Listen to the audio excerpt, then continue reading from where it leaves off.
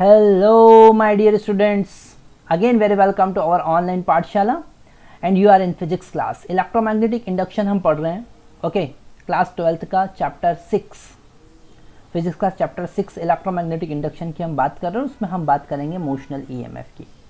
Okay, हमने last lecture में motional EMF में देखा कि अगर रॉड स्ट्रेट है, अगर आप बोर्ड लेवल में किसी क्वेश्चंस की बात करते हैं तो वहाँ पर स्ट्रेट रॉड से रिलेटेड ही क्वेश्चन आना है.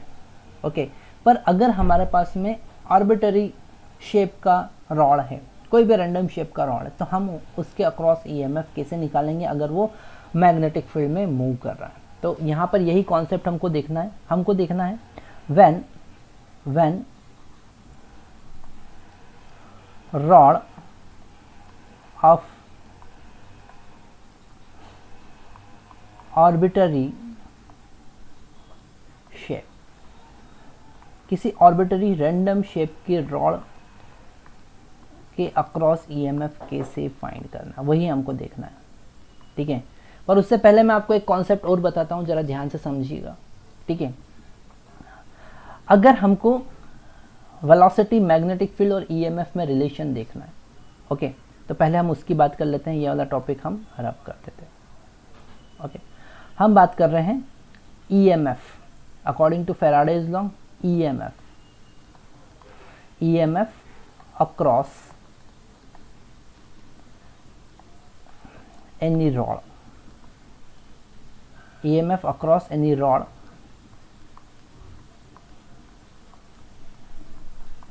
ओके. तो मान लेते हैं कोई रॉड है, ठीक है, और ये मैग्नेटिक फील्ड बी वेक्टर में मूव कर रहा है v वेलोसिटी से. ये उसका वेलोसिटी वेक्टर है v वेलोसिटी से. ये ए बी रॉड है, ए टू बी रॉड है कोई. ठीक है, अब जैसे ही थोड़ा सा रॉड को हम और अच्छे से समझ लेते हैं. ये कोई रॉड है, ओके. जैसे ही ये रॉड मूव करेगी तो इसके अंदर जो चार्ज है उस पर फोर्स लगेगा, तो हम एक इक्विलिब्रियम कंडीशन कंसिडर कर सकते हैं. ओके, वहाँ पर एक इलेक्ट्रिक फील्ड इंड्यूस होगी, तो इलेक्ट्रिक फील्ड के कारण फोर्स जो होगा वही फोर्स मैग्नेटिक फील्ड के कारण होना चाहिए. तो एट इक्विलिब्रियम हम कंसिडर कर सकते हैं, एट इक्विलिब्रियम जो इलेक्ट्रिक फोर्स होगा, यहाँ पर कोई चार्ज रखा हुआ है, तो इलेक्ट्रिक फोर्स जो होगा Q इंटू ई वेक्टर, यहाँ पर E जो है वो इंड्यूस इलेक्ट्रिक फील्ड है जो उसके अंदर इंड्यूस होगी. Q into E vector plus magnetic force क्या होगा, वो होगा Q V vector cross B vector. ध्यान से समझना है. और नेट फोर्स कितना होना चाहिए, 0 होना चाहिए. तो अगर हम यहाँ पर इंड्यूस इलेक्ट्रिक फील्ड फाइंड करें तो वो होगा minus V vector cross B vector. Q cancel हो जाएगा और V vector cross B vector हमको मिलेगा. बहुत इंटरेस्टिंग कॉन्सेप्ट मैं आपको बता रहा हूँ, ध्यान से समझिएगा. अगर हम पोटेंशियल डिफरेंस या ईएमएफ की बात करें, मतलब कि VB माइनस VA की बात करें तो वो क्या होगा, minus integration E dot dr. It is relation between electric field and potential difference from A to B.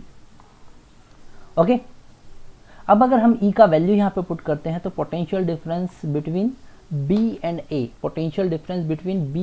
क्या होगा, जरा ध्यान से समझिएगा. तो माइनस इंटीग्रेशन E का वैल्यू पुट करते हैं minus V cross B. Okay, इस dr को हम dl भी लिख सकते हैं, क्योंकि यहाँ पर लेंथ की बात कर रहे हैं ना. हमने मान लिया ये कोई लेंथ है dl, ये लेंथ मान लिया, इट इज dl वेक्टर. तो वो अगर dl लेंथ चार्ज चलता है इस इलेक्ट्रिक फील्ड के कारण, तो उस पर कितना पोटेंशियल डिफरेंस रिक्वायर्ड होगा. यहाँ पे माइनस से माइनस हम कैंसिल कर देंगे, फ्रॉम A टू B हम इंटीग्रेट कर रहे हैं. तो VB माइनस VA, ओके, इसको हम EMF लिख देते हैं. E is equal to integration from A to B V vector cross B vector dot dl. तो ये एक इंटरेस्टिंग कॉन्सेप्ट हमको समझ में आया. यहाँ पे वेक्टर ट्रिपल प्रोडक्ट हो रहा है. वेक्टर ट्रिपल प्रोडक्ट मतलब कि it is not vector triple product, scalar triple product. यहाँ पर दो वेक्टर का क्रॉस प्रोडक्ट और वो जो वेक्टर आएगा फिर उसका डॉट प्रोडक्ट हमको करना है। तो थोड़ा सा इंटरेस्टिंग कॉन्सेप्ट है। ये फार्मूला हमारे पास में आया, E is equal to integration from A to B V cross B dot DL। Okay, तो कभी भी जब आप मोशनल ईएमएफ की बात करेंगे तो ये ही फार्मूला हम यूज़ करेंगे। इसी फार्मूले से सब कुछ डिराइव होता है इंटीग्रेशन फॉर्म में। ठीक है, अब हम बात करते हैं अगर रॉड रैंडम लेंथ का है, ओके, रैंडम शेप का है। ठीक है, तो हम बात कर रहे हैं EMF across moving rod of random shape या आर्बिट्ररी शेप।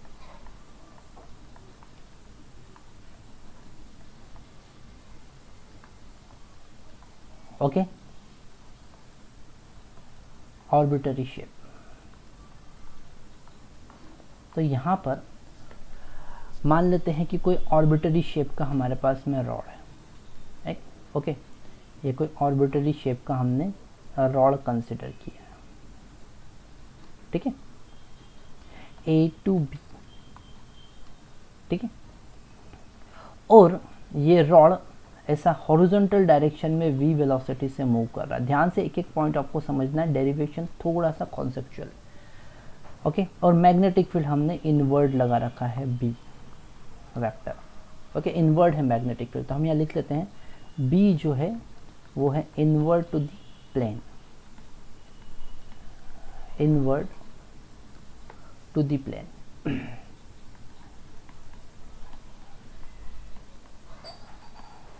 ओके, सारे कॉन्सेप्ट को हमको वन बाय वन देखना है। यहाँ पर एक लाइन हम ड्रॉ कर लेते हैं, उसके रिस्पेक्ट में ही हम बात करेंगे। तो अगर हम ईएमएफ कैलकुलेट करें, ईएमएफ का फार्मूला होगा integration from A to B V vector cross B vector, okay, dot DL। अगर हम यहाँ पर V वेक्टर और B वेक्टर का क्रॉस प्रोडक्ट निकाला तो फ्लेमिंग राइट हैंड रूल का यूज़ कर सकते हैं। वो थोड़ा सा मैं आपको बताता हूँ। फर्स्ट वेक्टर B वेक्टर की डायरेक्शन में फिंगर रखना है ताकि second vector coming out from the palm. तो यहाँ पर V वेक्टर की डायरेक्शन में फिंगर को रखा, V वेक्टर की डायरेक्शन में हमने फिंगर को रखा। मैग्नेटिक फील्ड इनवर्ड है, इनवर्ड टू द प्लेन, तो उस पर फोर्स ऐसा अपवर्ड लगेगा। जरा ध्यान से देखना, मैं फोर्स का डायरेक्शन बना रहा हूँ। फोर्स ऐसा वर्टिकल अपवर्ड लगेगा, ये फोर्स की डायरेक्शन है ना। तो ये हो जाएगा V vector cross B vector का डायरेक्शन। ठीक है, और इसे हम n कैप लिख देते हैं, इस डायरेक्शन को लिख दिया n कैप। तो अगर हम V vector cross B vector find करेंगे तो वो होगा VB, और दोनों के बीच में एंगल है sin 90 n कैप। ओके, ध्यान से पूरे कॉन्सेप्ट को समझना है। तो V vector cross B vector को हम लिख सकते हैं VB, sin 90 1 होता है, n कैप। sin 90 क्यों यूज़ किया? क्योंकि वेलोसिटी से हॉरिजॉन्टल और मैग्नेटिक फील्ड इनवर्ड है, तो दोनों के बीच में एंगल कितना है 90 डिग्री, दोनों परपेंडिकुलर। ये आया, इसका वैल्यू हम यहाँ पे पुट करते हैं। तो EMF E is equal to integration from A to B, इसका वैल्यू हम यहाँ पुट करेंगे VB n cap dot DL। Okay, अब हमने यहाँ पर एक DL वेक्टर कंसिडर किया, छोटा सा पार्ट कंसिडर किया DL, ध्यान से समझना है। ठीक है, DL, और ये जो DL वेक्टर है, इस डायग्राम को मैं वापस से यहाँ पर बना देता हूँ। ये हमारा n कैप है, ध्यान से समझना है सारे कॉन्सेप्ट को आपको वन बाय वन। ये हमारा n कैप है, ये वेलोसिटी है, और ये DL है। ठीक है, ये है DL वेक्टर, ये है हमारा n कैप वेक्टर, और ये है velocity vector, and this is making angle theta. Let us consider making angle theta with, तो यहाँ पर इन दोनों के डॉट प्रोडक्ट को, मतलब कि n cap dot DL vector को हम लिख सकते हैं क्या? हम लिख सकते हैं DL cos थीटा। है ना, क्योंकि इसका मैग्नीट्यूड तो 1 होगा, एन कैप का मैग्नीट्यूड तो 1 होगा, तो इसका वैल्यू हम यहाँ पर पुट कर देते हैं। तो हमको क्या मिला, अब हमको मिला E इज इक्वल टू मैं नीचे लिख देता हूँ, हमको मिला E is equal to integration from A to B, इसका वैल्यू हम पुट करेंगे V B D L cos theta. ठीक है, अब हमको पता है v कांस्टेंट है, b कांस्टेंट है, थीटा चेंज हो रहा है और dl।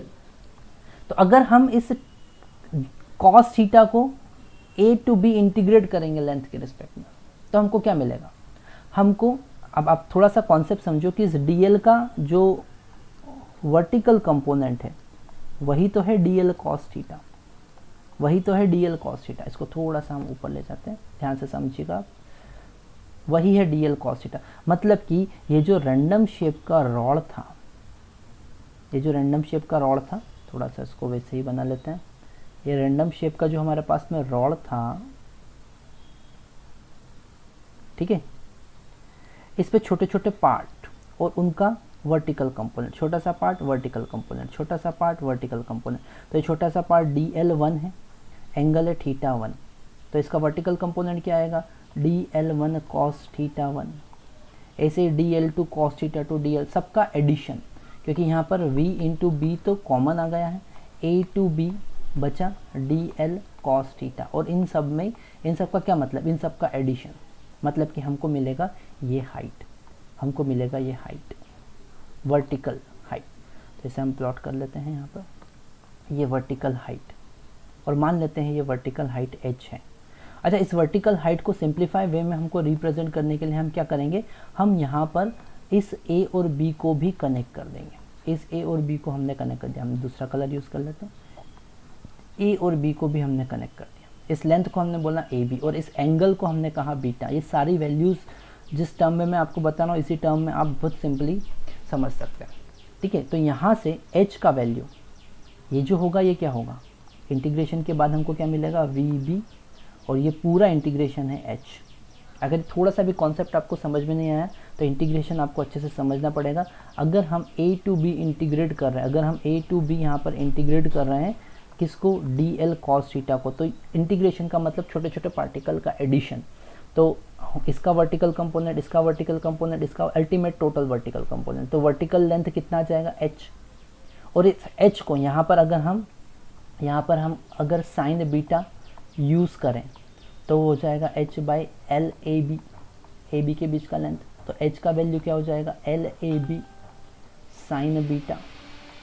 ओके, तो यहाँ पुट करेंगे तो हमारे पास EMF आया v into B into L A B sine beta. ये फाइनल आंसर आया। ठीक है, ये फाइनल आंसर आया। अब इस फाइनल आंसर से क्या पता चल रहा है उसको जरा ध्यान से समझना। वापिस अब जो कंक्लूजन है इस पूरे डेरिवेशन का, कंक्लूजन, पूरा डेरिवेशन अगर आपको समझ में नहीं आता है तो आप इस पूरे लेक्चर को एक बार वापिस से समझिएगा, वापिस से रिवाइंड कीजिए और फिर समझिए, एक एक चीज़ आपको समझ में आएगी। ओके, अब यहाँ पर इस फाइनल रिजल्ट से हम क्या समझते हैं जरा ध्यान से देखो।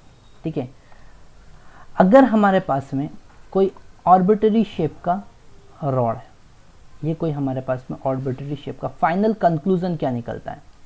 ठीक है, तो हम क्या करेंगे, और ये v वेलोसिटी से मूव कर रहा है, ये v वेलोसिटी से मूव कर रहा है परपेंडिकुलर मैग्नेटिक फील्ड में, v मैग्नेटिक फील्ड में।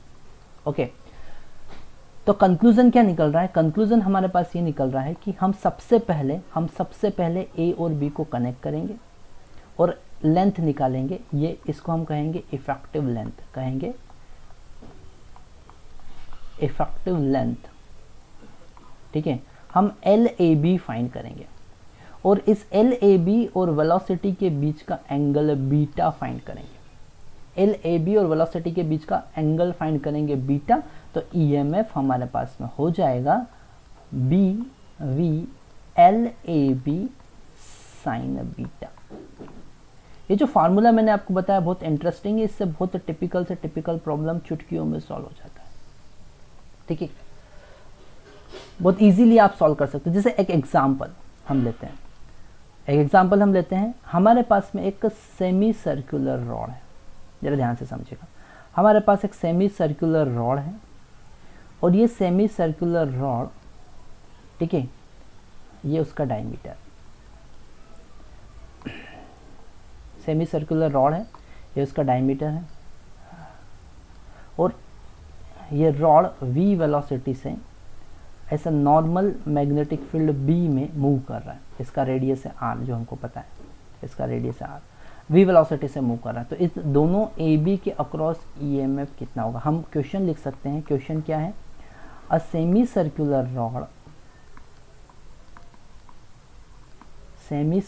Rod moving in normal magnetic field,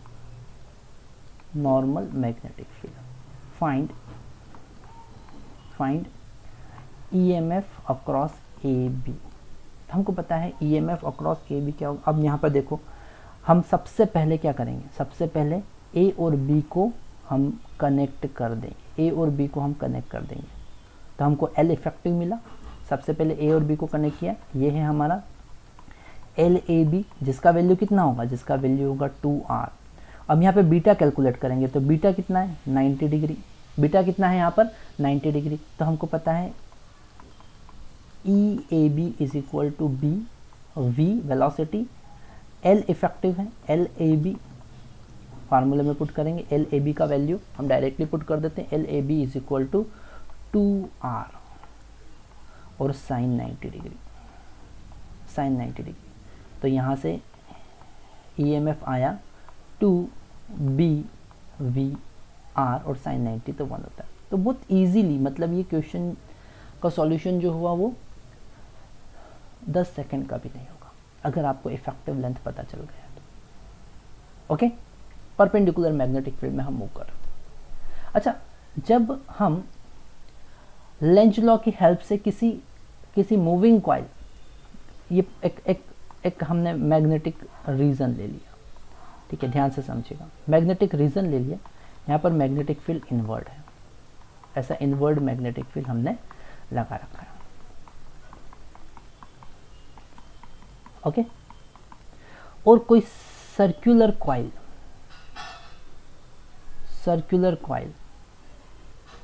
ये सर्कुलर कॉइल अगर इस मैग्नेटिक फील्ड में मूव करता है, मान लेते हैं v वेलोसिटी से मूव करता है, ध्यान से समझना सारे कॉन्सेप्ट को। मान लेते हैं ये v वेलोसिटी से मूव कर रहा है इस मैग्नेटिक फील्ड b में, ठीक है, इसका रेडियस है r। तो यहां पर टोटल फ्लक्स तो जीरो है, पर वो जो कॉइल है वो मैग्नेटिक लाइन ऑफ फोर्स को कट तो कर रही है। Total EMF, total flux change जो है, टोटल फ्लक्स का चेंज जो है वो फ्लक्स जीरो नहीं है, टोटल फ्लक्स में चेंज जीरो है, ठीक है, फ्लक्स में कोई चेंज नहीं हो रहा है, उतना ही फ्लक्स उस कॉइल से हमेशा पास हो रहा है अगर वो उस मैग्नेटिक फील्ड में मूव कर रहा है, तो EMF इंडक्शन जीरो होगा। पर वो मैग्नेटिक लाइन ऑफ फोर्स को क्रॉस तो कर रहा है, तो EMF तो इंड्यूस होगा, पर इसको दो पार्ट में क्रॉस करके हमको समझना पड़ेगा, दो पार्ट में ब्रेक करके हमको समझना पड़ेगा। ये दो पार्ट में हमने ब्रेक किया, ये पार्ट नंबर 1, ये पार्ट नंबर 2। तो इस आधे पार्ट में उतना ही, जैसा आप ये प्रीवियस कॉन्सेप्ट देखा, उतना ही EMF इंड्यूस होगा और इसमें भी EMF इंड्यूस नहीं होगा। ओके, आप यहाँ पर इसको एक स्ट्रेट रॉड समझ सकते हो, इस AB को एक स्ट्रेट रॉड समझ सकते हो, ठीक है, और पोलैरिटी भी फाइंड कर सकते हैं। पोलैरिटी फाइंड करने का तरीका भी हमको पता है, हम फोर्स की डायरेक्शन फाइंड करेंगे चार्ज पर, फ्लेमिंग लेफ्ट हैंड रूल से। तो मैग्नेटिक फील्ड इनवर्ड, वेलोसिटी इधर, फोर्स लगेगा अपवर्ड, इस पर फोर्स लगेगा अपवर्ड, तो यहाँ पर पॉजिटिव पर पोलैरिटी आएगी, यहाँ पर नेगेटिव पोलैरिटी। अगर ये कॉन्सेप्ट आपको समझ में नहीं आया तो मोशनल EMF वाला लेक्चर आपको पूरा एक बार वापस से देखना पड़ेगा, तभी आपको पता चलेगा कि यहाँ पर प्लस क्यों आया, यहाँ पर माइनस क्यों आया। एक बार वो वाला लेक्चर पूरा देखिएगा तो आपको समझ में आएगा। तो यहाँ पर प्लस माइनस, और ये जो रॉड है, मतलब एक रॉड AB रॉड जो है उसको AB मान लिया अपन ने, पूरे रॉड को, इस एक बैटरी की तरह वो बिहेव करेगी, ठीक है, बैटरी की तरह बिहेव करेगी कुछ ऐसा। तो इधर प्लस, इधर माइनस, और उसका EMF कितना होगा? उसका EMF होगा 2BVR। अभी थोड़ी देर पहले मैं बताया, सेम एज इट इज। एक सेकंड, ये सेकंड वाला मैंने रॉड बनाया, ओके, अगर फर्स्ट वाला रॉड बनाओ तो same as it is first वाला रॉड फिर से बनेगा, okay. Same as it is first वाला रॉड वापस से बनेगा और दोनों पैरेलल में कनेक्ट हो जाएंगे। मैं वापस से बना देता हूँ, दोनों पैरेलल में कनेक्ट हो जाएंगे। ठीक है, ये यहाँ पर ये रॉड 2 की हम बात कर रहे थे, ये रॉड 2 है, ये रॉड 2 है, ये रॉड नंबर 1 है। ये फर्स्ट वाला पार्ट, सॉरी ये सेकंड वाला पार्ट और ये फर्स्ट वाला पार्ट, दो अलग अलग पार्ट हो गए और इनको हमने कनेक्ट किया, ये पैरेलल में कनेक्ट होगा।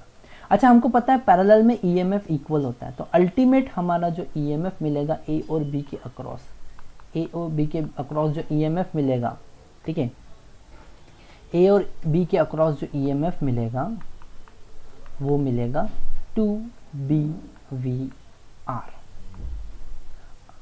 और अगर हम नेट ईएमएफ कैलकुलेट करेंगे, अगर हम यहाँ पर ऐसा KVL लगा देते हैं, ठीक है, इसमें अगर हम एक KVL लगाते हैं तो यहाँ से चलेंगे तो -2BVR और इधर गए तो +2BVR इज इक्वल टू 0 होगा। इसलिए उसमें ईएमएफ टोटल 0 होता है, इसलिए इंड्यूस करंट फ्लो नहीं होगा क्योंकि ईएमएफ टोटल 0 है, पर अलग अलग पार्ट में जरूर ईएमएफ डेवलप होगा, अलग अलग पार्ट में जरूर ईएमएफ डेवलप होगा। तो ये पूरा इस ए और बी के अक्रॉस एक इंड्यूस ईएमएफ आप कंसिडर कर सकते हैं 2BVR। यहाँ पर ये थोड़ा सा कंफ्यूजन हो सकता है, ये फर्स्ट वाला जो रॉड था इसके अक्रॉस भी 2BVR ही होगा। थोड़ा सा कॉन्सेप्ट आप समझ सकते हैं, थोड़ा सा यहाँ पे कंफ्यूजन होगा। पैरेलल में पोटेंशियल इक्वल होगा तो इन दोनों का पोटेंशियल अल्टीमेट 2BVR ही होगा, अल्टीमेट 2BVR ही होगा। ओके, ये थोड़ा सा समझना, मतलब कि अब इन दोनों का इक्विवेलेंट हमने ये निकाल लिया। ठीक है, क्वेश्चन कुछ इस तरीके से बैठा, क्वेश्चन क्या आएगा मैं आपको बताता हूँ, सेम इज इट इज यही क्वेश्चन है, हम इसे वापस से कॉपी कर लेते हैं नेक्स्ट पेज पे।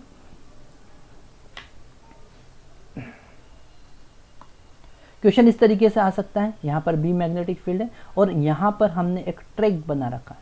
ठीक है, और ट्रैक ये जो पॉइंट है, ये दोनों पॉइंट हमने एक रेजिस्टेंस से कनेक्ट किए। इस टाइप के क्वेश्चन आए हुए हैं, एक रेजिस्टेंस से कनेक्ट किया आर, और अब ये रॉड मूव कर रही है बी मैग्नेटिक फील्ड में वी वेलोसिटी से, जिसका सॉरी ये रॉड नहीं, एक coil, circular coil radius R वाला वी वेलोसिटी से मूव कर रहा है और यहाँ पर आर रेजिस्टेंस कनेक्ट किया। यहाँ पर कंफ्यूजन हो सकता है हमको कि आर रेजिस्टेंस, और तो यहाँ पर हम इसको स्मॉल आर लिख देते हैं। ठीक है, रेजिस्टेंस, या एक काम करते हैं, हम रेडियस को ए कंसिडर कर लेते हैं और रेजिस्टेंस कैपिटल आर। तो अब इसका इक्विवेलेंट सर्किट हम कुछ ऐसा बनाएंगे कि यहाँ पर एक बैटरी लगा है, इसको पूरे को हमको पता है ए बी के क्रॉस ईएमएफ कितना, अभी ए बी के क्रॉस ईएमएफ हमने कैलकुलेट किया था 2BVR, और यहाँ पर रेजिस्टेंस कनेक्टेड है, यहाँ पर रेजिस्टेंस कनेक्टेड है। तो यहाँ पर R को सबसे पहले हम रिप्लेस करेंगे किससे, A से, क्योंकि हमने A मान लिया रेडियस 2BVA, और यहाँ पर रेजिस्टेंस कनेक्टेड है R। तो करंट कितना फ्लो होगा, करंट फ्लो होगा 2BVA डिवाइडेड बाय R। अगर ये कॉन्सेप्ट हमको क्लियर हो जाता तो हम बहुत इजीली क्वेश्चन सॉल्व करते हैं। ठीक है, और कुछ क्वेश्चन देखते हैं। जैसे हमारे पास एक हॉरिजॉन्टल प्लेन है, उस हॉरिजॉन्टल प्लेन पर एक सर्कुलर कॉइल ऐसे v वेलोसिटी से मूव कर रहा है इस डायरेक्शन में। ठीक है, जिसका रेडियस है 2r, और एक स्मॉल कॉइल भी v वेलोसिटी से अपोजिट डायरेक्शन में मूव कर रहा है, जिसका रेडियस है कैपिटल R। इसका रेडियस मतलब ये डबल साइज का है, और ये प्लेन कंडक्टिंग है, मतलब यहाँ का पोटेंशियल और यहाँ का पोटेंशियल इक्वल हो गया। इनके जो अपर एंड है, दोनों के अपर एंड है, जो अपर टॉप मोस्ट पॉइंट जो है, उनके बीच का ईएमएफ हमको कैलकुलेट करना है। मैग्नेटिक फील्ड ऐसा perpendicular to the plane B. ठीक है, हम क्वेश्चन लिख सकते हैं, two circular coil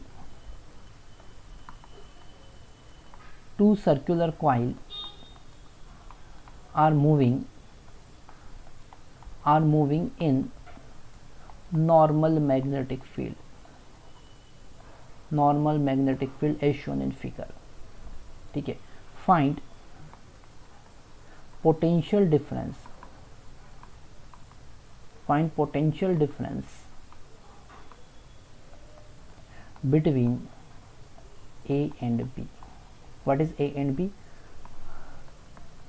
Topmost points. Okay, topmost point, and this is conducting plane. ये है हमारे पास कंडक्टिंग प्लेन.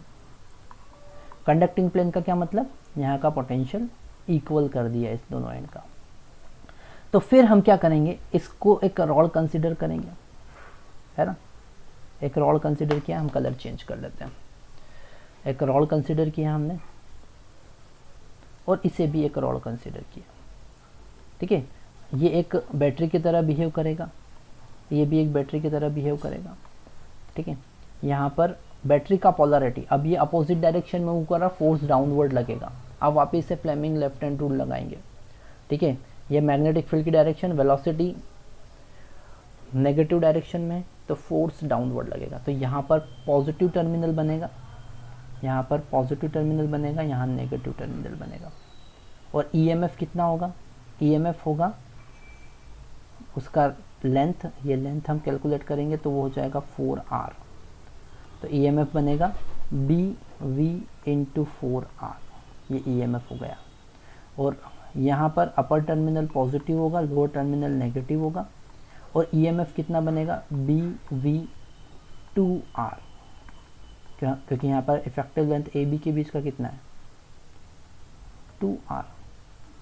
ओके, अब इन दोनों टर्मिनल को हमने कनेक्ट कर दिया. सॉरी, यहाँ पर तो हमको पोटेंशियल निकालना, लोअर टर्मिनल जो है वो कनेक्टेड. तो ये पॉइंट A हुआ और ये पॉइंट हुआ B.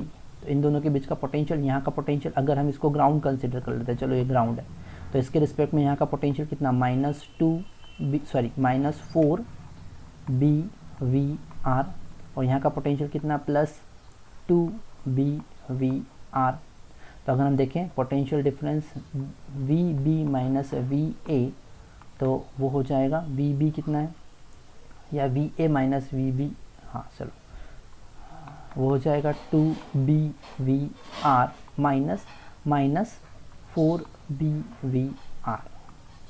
तो पोटेंशियल AB के अक्रॉस कितना होगा डिफरेंस? वो होगा 6BVR. ये आंसर हो जाएगा. ठीक है, तो इस तरीके से आप टिपिकल से टिपिकल प्रॉब्लम भी बहुत इजीली कर सकते हो अगर एक बार कॉन्सेप्ट समझ में आ जाता है. तो यहाँ पर इस कॉइल को, जो कॉइल ये मूव कर रहा है, ठीक है, इसमें इफेक्टिव लेंथ जो होगा, ये पूरा जो कॉन्सेप्ट है ये प्रीवियस कॉन्सेप्ट पे बेस्ड है. जो मैंने आपको ये वाला कॉन्सेप्ट बताया है, इस कॉन्सेप्ट पे बेस्ड है पूरा. इसको दो पार्ट में किस तरीके से डिवाइड कर रहे हो, किस तरीके से दो बैटरी हम पैरेलल में कनेक्ट कर रहे हैं. अगर ये वाला कॉन्सेप्ट समझ में आता है तो ही हम ये वाला कॉन्सेप्ट भी बहुत इजीली समझ पाएंगे. ठीक है, तो हमने देखा अगर रैंडम शेप आ जाता, सर्कुलर आ जाता है, किसी भी टाइप का आ जाएगा, तो अब आप सॉल्व कर लेंगे. ठीक है, बस आपको एक दोनों एंड पॉइंट जो उनको कनेक्ट करना, लेंथ निकालना, वेरी इजी. ओके, तो यहाँ पर हमको पूरा कॉन्सेप्ट समझ में आया. ओके, अगर आपको किसी भी टाइप का डाउट आता है तो आपको डाउट को उसी टाइम पूछ लेना है. आज के लिए इतना ही, फिर मिलते हैं. अलविदा दोस्तों, बाय बाय.